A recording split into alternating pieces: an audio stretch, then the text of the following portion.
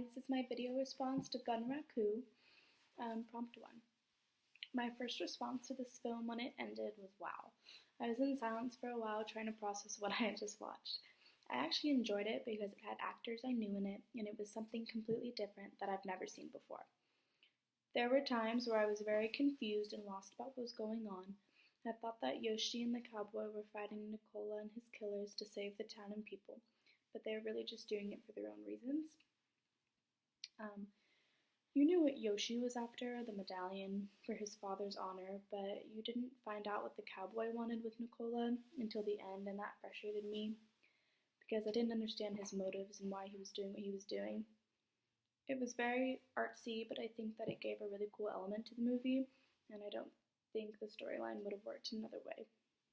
There was one thing that I really didn't like about the movie, and it was that 95% of it was just a fight scene.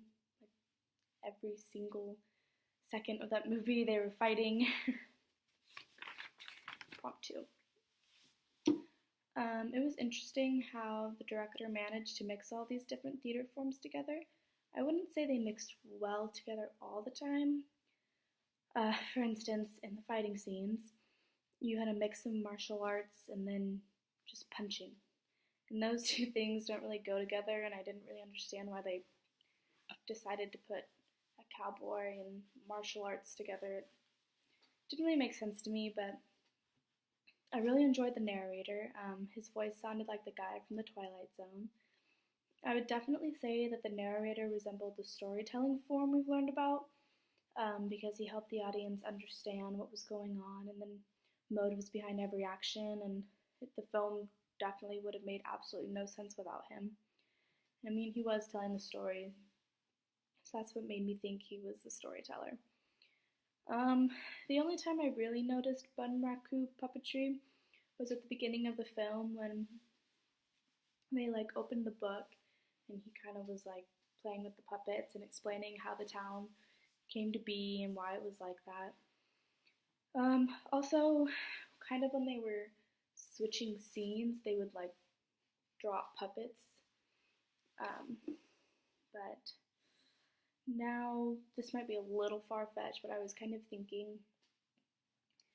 so in the puppetry thing, what if Nicola was the puppet master, and then the killers and the people in the town, everyone just did what he said no matter what, and he was kind of just pulling the strings from behind the scenes. He never came to the town. He was always in his castle and had, I don't know, I feel like he was just kind of playing everyone, and that kind of reminded me of puppetry. I don't really know if that's accurate, but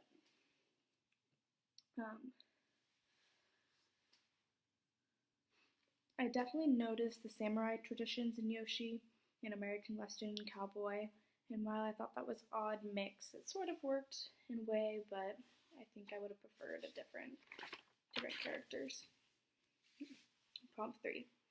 Personally, I felt this movie was a little offensive and stereotypical towards Japanese people because it kind of made fun of their culture and who they are and what they believe in and what's important to them.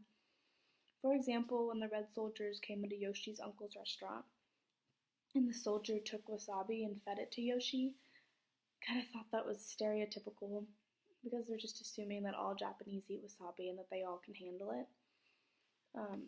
Also, I just kind of felt like the whole white man in power over everyone thing, and Killer Number 1 used some offensive terms to describe Yoshi, and I thought that was a little racist. Also, the fact that Yoshi was wearing a kimono the whole movie and couldn't speak English as well made it seem like they really wanted to portray him as a stereotypical Japanese. I think people would say this film supports cultural appropriation because they do borrow from other cultures, and it's not all terrible, it's not all rude, it's not all offensive. But I think the majority would view it negatively because of how they were towards the Japanese. I think I was more aware of it because our topic this week was cultural appropriation, and I think that in the future people will be more aware of this problem. And even now, movies are much more appropriate and sensitive towards other cultures than they were in the past, and I think that we will definitely keep moving in that positive direction. Thank you for watching.